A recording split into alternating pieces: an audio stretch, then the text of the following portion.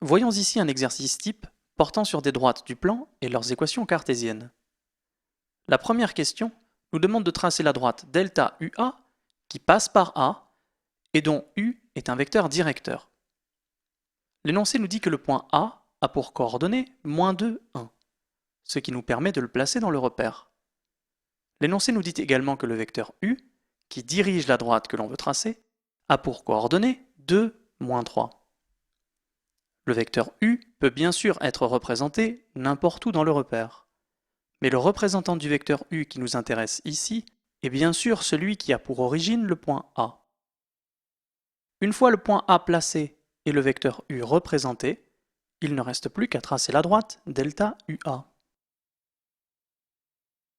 Dans la deuxième question, on nous demande une équation cartésienne de la droite delta UA que l'on vient de tracer. Pour répondre à cette question, on se souvient dans sa tête du petit schéma suivant qui rappelle ce qu'il faut faire.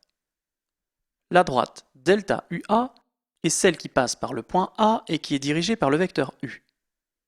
Maintenant, le fait qu'un point M appartienne à cette droite signifie que les vecteurs U et AM sont collinéaires.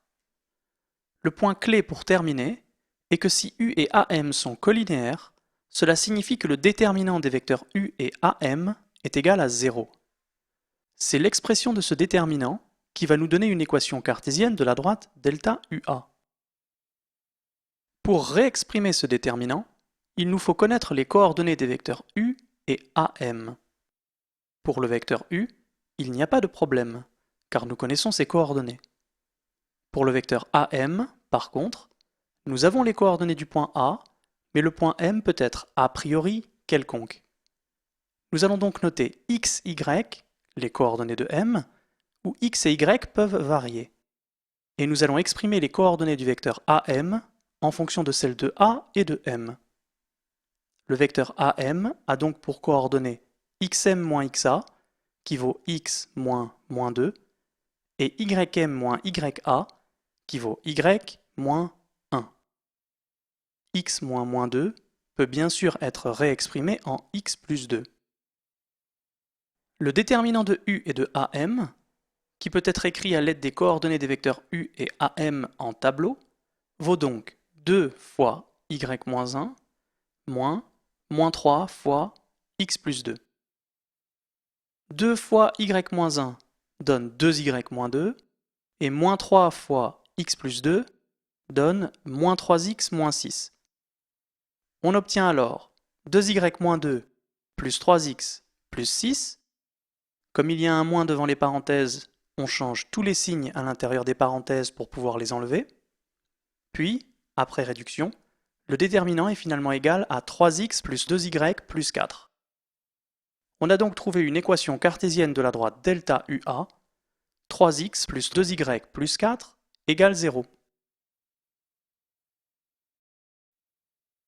La troisième question nous demande de donner deux vecteurs directeurs de la droite delta' dont l'énoncé nous donne une équation cartésienne. Le point à retenir est que la forme générale des équations cartésiennes est ax plus by plus c égale 0. Ici, pour delta', on a a qui vaut 2, b qui vaut moins 1, attention, moins y revient à moins 1y, et c vaut également moins 1. Enfin, pour une équation cartésienne, le vecteur v de coordonnées moins b, a est un vecteur directeur de la droite. On a donc v de coordonnées 1, 2 qui est un vecteur directeur de delta'. Moins b, a vaut en fait moins 1, 2 et moins 1 vaut simplement 1. On peut représenter graphiquement ce vecteur v. On voit également qu'un autre vecteur qui serait collinéaire à v serait aussi un vecteur directeur. Par exemple, ce vecteur v' doit forcément aussi être un vecteur directeur de la droite delta'. On peut lire graphiquement que ce vecteur v' a pour coordonnées 2, 4. Ces coordonnées sont celles de v multipliées par 2.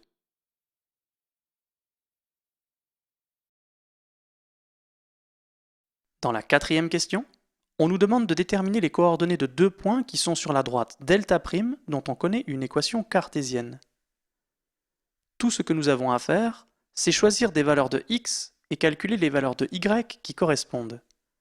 On choisit bien sûr des valeurs de x qui nous arrangent pour les calculs.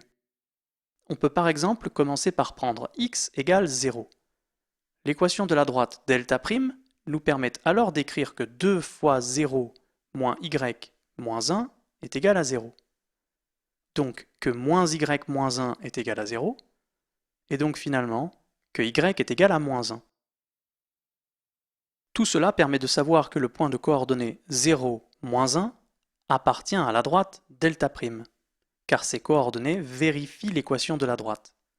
C'est-à-dire que si on remplace les x et y de l'équation par 0 et moins 1, on trouve bien 0. Pour calculer les coordonnées d'un second point de la droite delta', on prend par exemple x égale 1, et on fait un calcul similaire à celui que l'on vient de faire pour x égale 0. On a donc 2 fois 1 moins y moins 1 qui est égal à 0, ce qui revient à 2 moins y moins 1 égale '0, et donc à y égale 1. Le point de coordonnées 1, 1 est lui aussi sur la droite delta'. On peut bien sûr placer ces deux points dans le repère. Dans la cinquième question, on nous demande de tracer la droite delta'. Au point où on en est, c'est très simple. Il suffit de tracer la droite qui rejoint les deux points que nous venons de placer. On peut remarquer au passage que V et V' sont bien des vecteurs directeurs de cette droite. On se souviendra en particulier que tracer une droite dont on connaît une équation cartésienne ne pose pas de problème, car on peut facilement en déterminer un vecteur directeur et on peut également calculer les coordonnées de points qui sont sur la droite.